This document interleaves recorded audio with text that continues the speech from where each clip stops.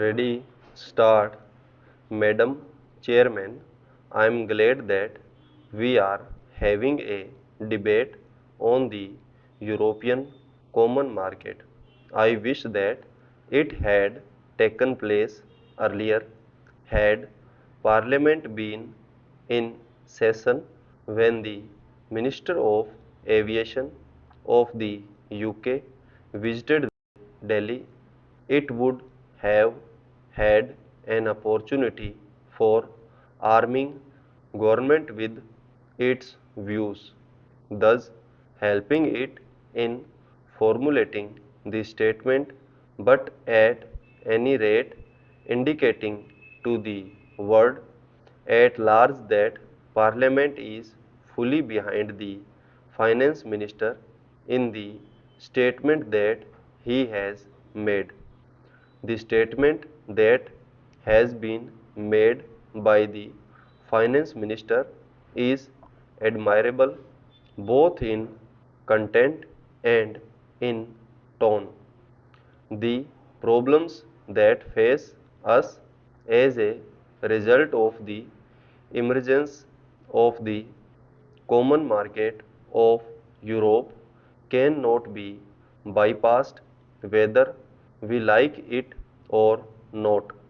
The future is with continental economies, and the emergence of the European common market of Europe is one of the steps is in this direction.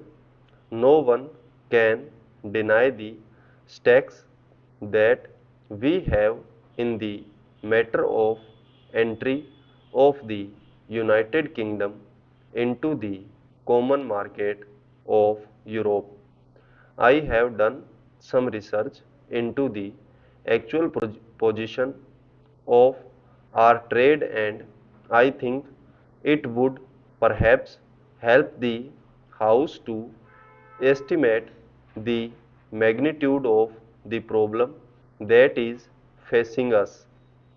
We are importing 35% of our imports from Western Europe, including UK. We are exporting about 40% of our goods to this area. We have a large interest in the outcome of UK's entry into the common market and the terms on which she proposes to enter into the common market. In the present circumstances, we cannot visualize what the terms will be, but we know that our stakes are great, and we have already indicated our deep interest in the terms which the UK would be able to negotiate. But having made our standpoint clear, it would be unbecoming of us to do anything else except to be prepared for all eventualities. I want the House to realize that while undoubtedly this is a great challenge, we ought to be prepared and not content ourselves with giving expression to certain views which might give the impression to the outside world that we are in a state of panic. To suggest, for instance, that the pattern of our trade should be changed overnight is not realistic. A changeover in trade is no solution. My honorable friend Sri Krishna Reddy pointed out that our balance of payments was most unfavorable with Germany. I know that it has been unfavorable, and while partly with this is due to Germany imposing very high tariffs. Let us realize that we have had to depend for aid and capital from the developed countries, notably Germany, and as such our balance of payments is bound to be unfavorable. It has been recommended by my friend that we ought to think of the pattern of trade being changed so that the Eastern European countries might be our main customers. Before us, the advantages of rupee credit and rupee payments are dangled.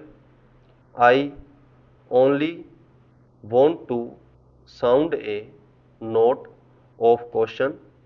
While it is true that from the point of view of our immediate difficulties, rupee payments offer a solution in the sense of imports not being a current draft on our foreign exchange resources.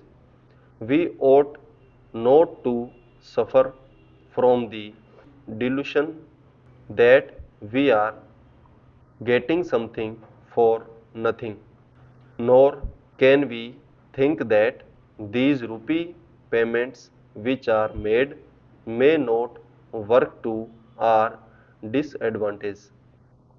I do not propose to go into this question today, since the issues that merit consideration are different.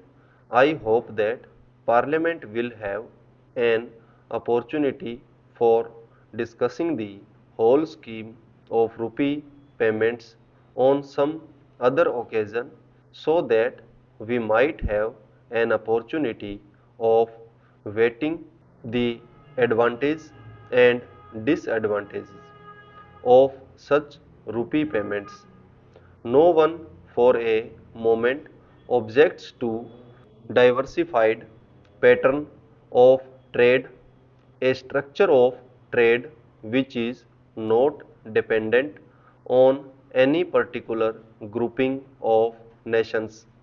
We have emphasized to a certain extent this diversified structure of trade. Probably in the future we have to emphasize it even more. But what is the position today? As it is, the terms which can be arranged for UK's entry into the common market are not dependent on that country alone. They are dependent on others as well. This is the position which we face. We should now find out how best we can line with this situation. There is one thing which has to be affirmed on this occasion. I hope Parliament will affirm it, because there is a danger of our overlooking it to the extent that we suffer by the new groupings in Europe. The moral responsibility of those countries to compensate us is all the greater. This would be in conformity with the trend of modern things in a modern welfare state. If an individual derives a benefit and others suffer injury, there is a principle of compensation or repartition that comes into operation in such a case. Stop.